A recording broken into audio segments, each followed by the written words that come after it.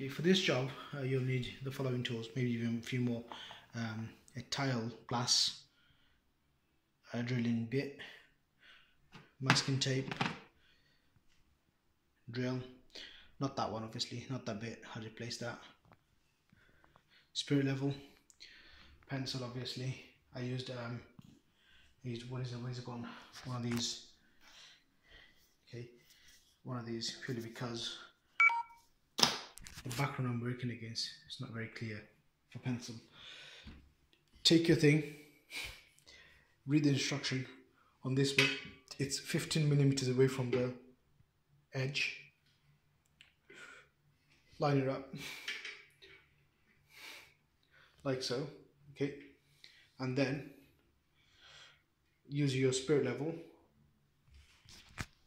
this one, the top end, line it up until it's straight.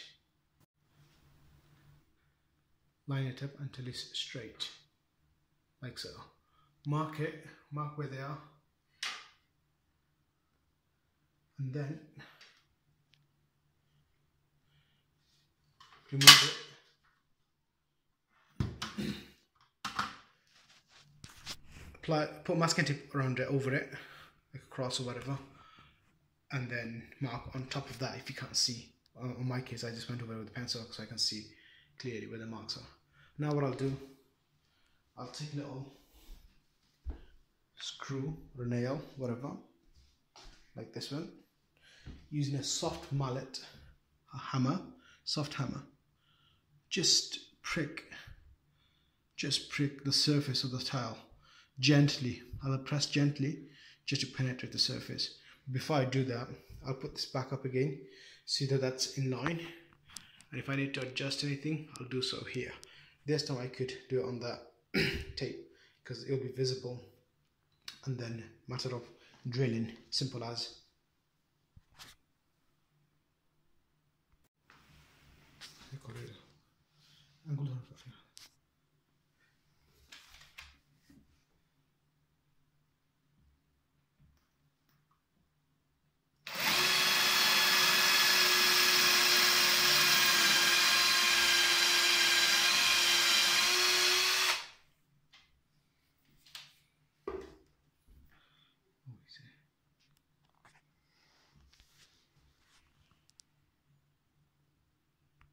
Okay, so this way I've managed to,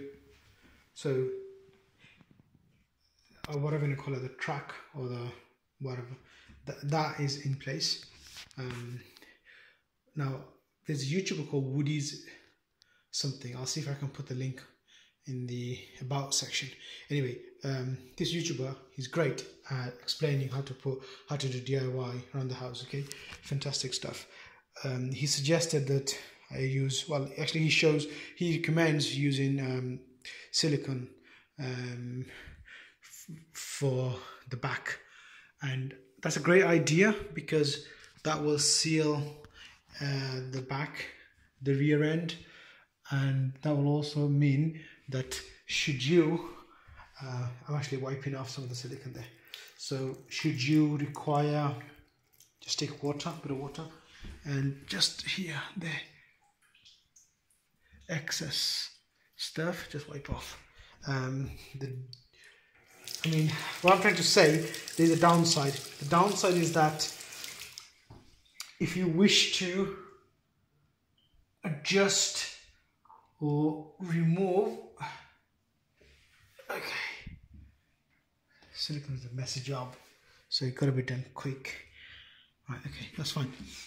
So if you want to remove or adjust, oh shoot, I don't know why that is not going great today over here. None of that's going great.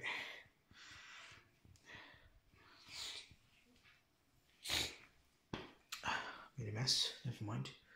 Oh great. So basically what I'm trying to say is that if you want to remove this or adjust it or whatever, or realign it for that matter of fact, you've screwed it up. Because you've already applied silicone, that's it. You ain't got a chance in hell to work this. And I would say that's the downside of using silicone. going forward, I wouldn't do that, but you live and learn. Great idea though, fantastic tip. I see where the guy was going in terms of, you know, sealing the back using using silicone. Great, fantastic idea. You know, definitely worth the hack. However, I'm not sure if that is such a great idea, really, especially if you want to rearrange things. It's not going to go down very well. So for that reason, I wouldn't recommend you doing that.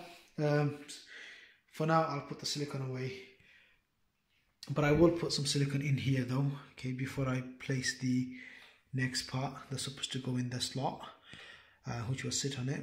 And obviously I'll silicone around the outside as well, but why not put some on the inside as well? Yeah, might as well, especially this end, you know, this is going to be exposed to the water the most, and so therefore this is supposed to act as a splashback or screen, whatever. So therefore, you know, it's worth ensuring that it's watertight as possible. Anyway, that's that. What I'm going to do, I'm going to assemble the next bits, and then the screen I should be able to, I can manage on my own. Bring it over here, place it in place, and then we're done.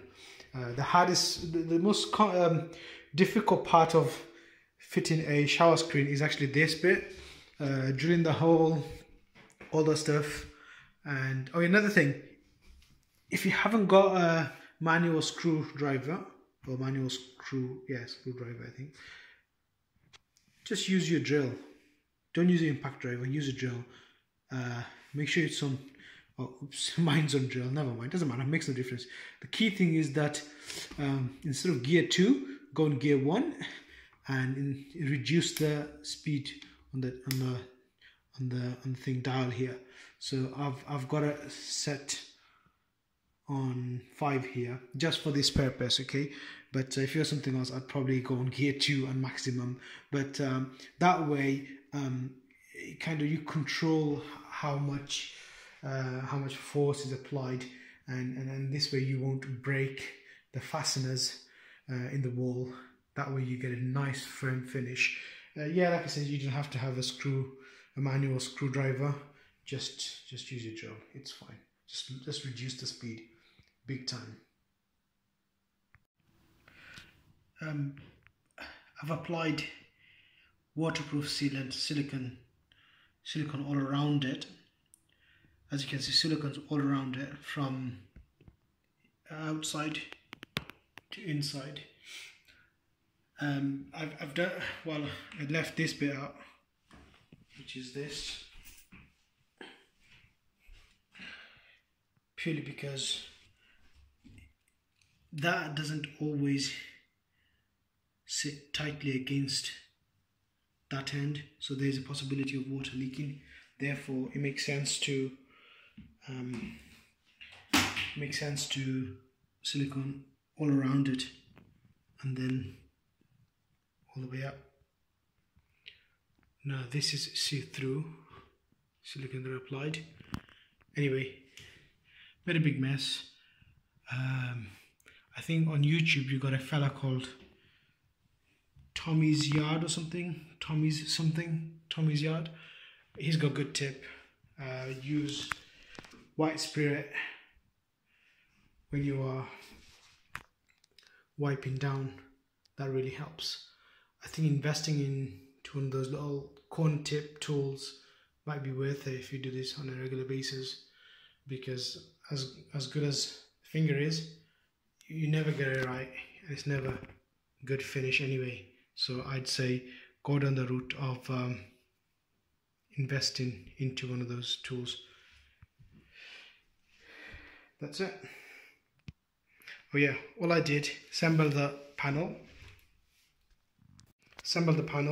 and then simply slotted the panel into the slot, well, pushed it into the slot more like. Thereafter, take your drill in. You'll need the metal piece for this, most likely. Pilot drill, size 2 probably. If your screws are size 3.5, then size 2 drill bit you'll need. Drill that, and then again, I used my drill to drill in the screws. Again, just follow your manual. It's relatively easy, straightforward. That's it. Place the caps. Voila, job done. This is it. This is good to go.